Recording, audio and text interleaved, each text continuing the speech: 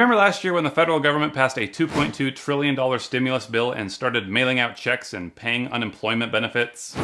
Well, it turns out that not all of that money was used as it was intended. In fact, $63 billion of that was lost to fraud. So today, I'm going to tell you exactly how scammers pulled this off and tell you what you need to watch out for before it happens again. All thanks to some special top secret information from somebody on the inside.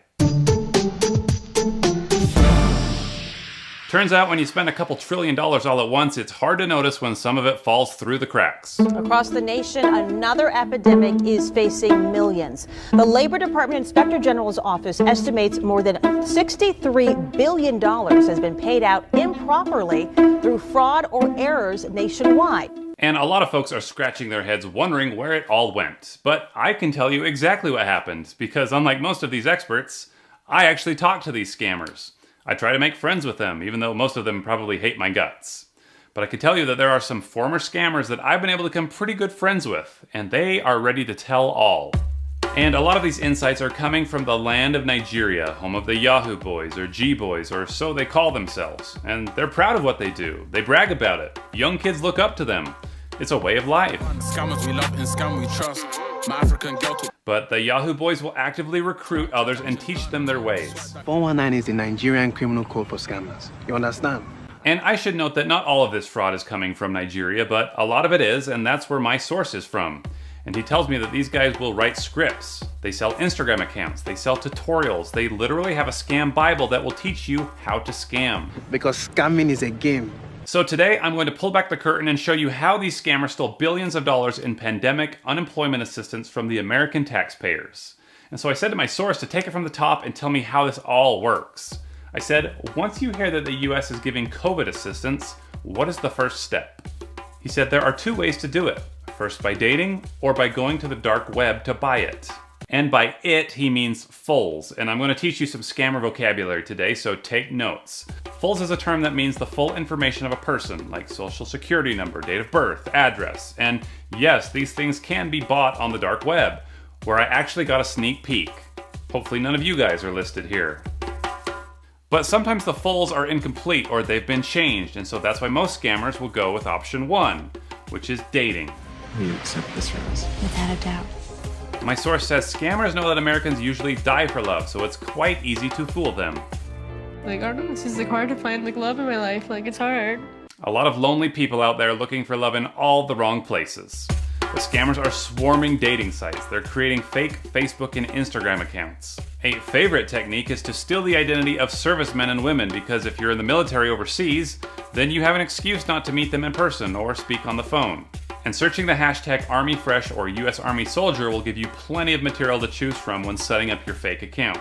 And it takes time to build these fake profiles. You want to make them look good, like they've been around a long time. You want them to look like they actually have followers, people who engage with them, and that's why some scammers have actually made it a business out of selling followers. There's even some scammers who will take the time to build up social media accounts, fill them with posts, followers, and engagement, and then let them age over time like a fine wine. And then they'll sell you the login and save you all kinds of time. Now, once you've got yourself a profile, you can start bombing. This is a new term for you to learn. Bombing is defined as looking for a person to talk to. This is the tedious part, and you can spend all day trying to get a bite. It takes patience, but if you're looking in the right place, it should only take you about 15 tries before you finally get someone. So, how does a scrappy youngster from Nigeria win the hearts of his victims? Well, he's got a script. Hi there, you look a lot like the future I've been hoping for. Would be very nice to get to know. How are you doing today?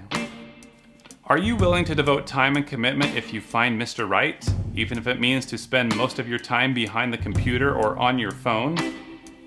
I am in the Army. I'm a very busy man, but that won't keep me from talking to Mrs. Interesting. Charming, isn't it? When you win the heart of an American, you might have someone who is naive enough to give you their personal details or act as a money mule for you. But you've got to take it slow. Building their trust can take up to 4 months or 2 years. And the victim is known to scammers as their client. A client is a white person you are scamming.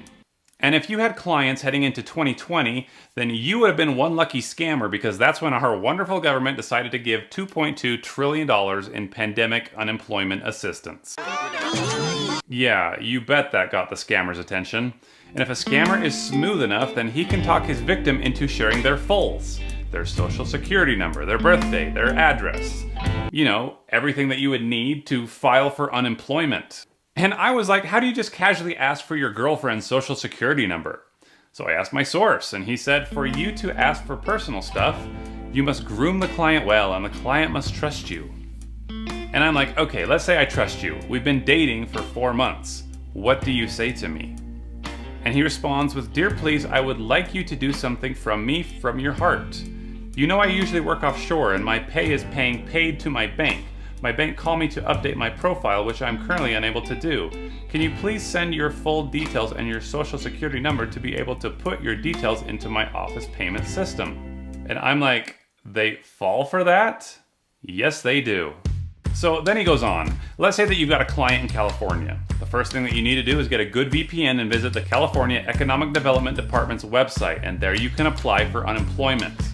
Next, set up an account and file a claim.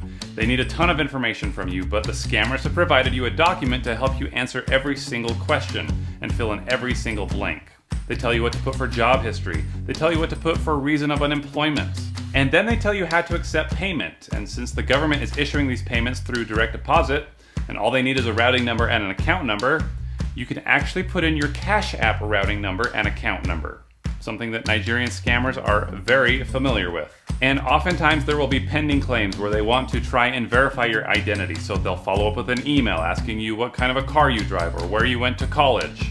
And scammers can usually get this kind of information from their clients, or they can go to the public records on truthfinder.com and find out.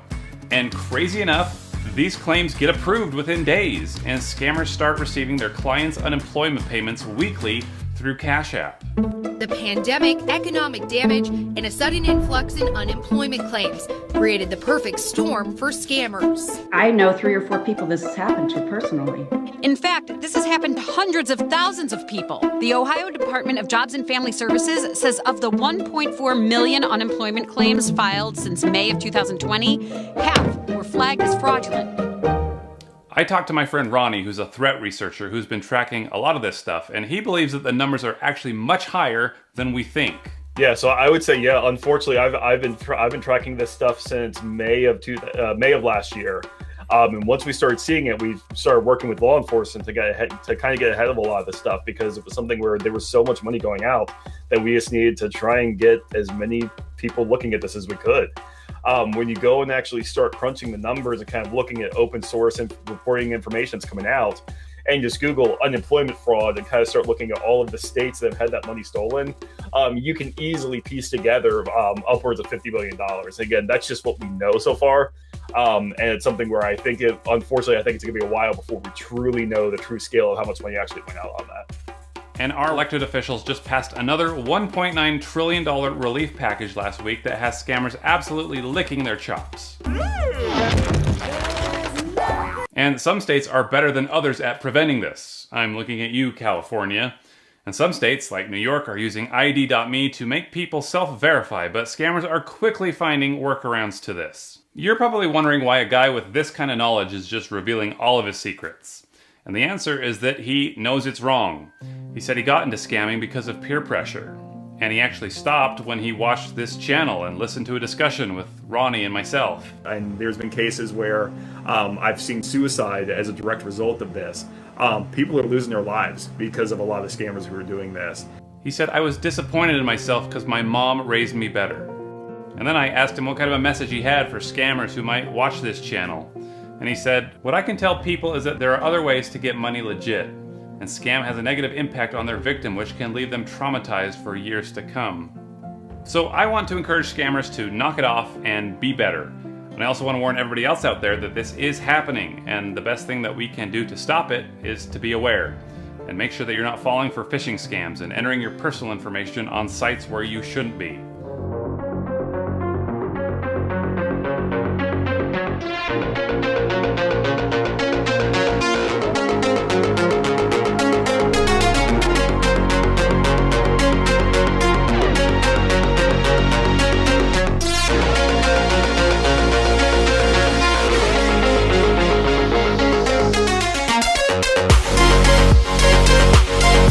Yeah.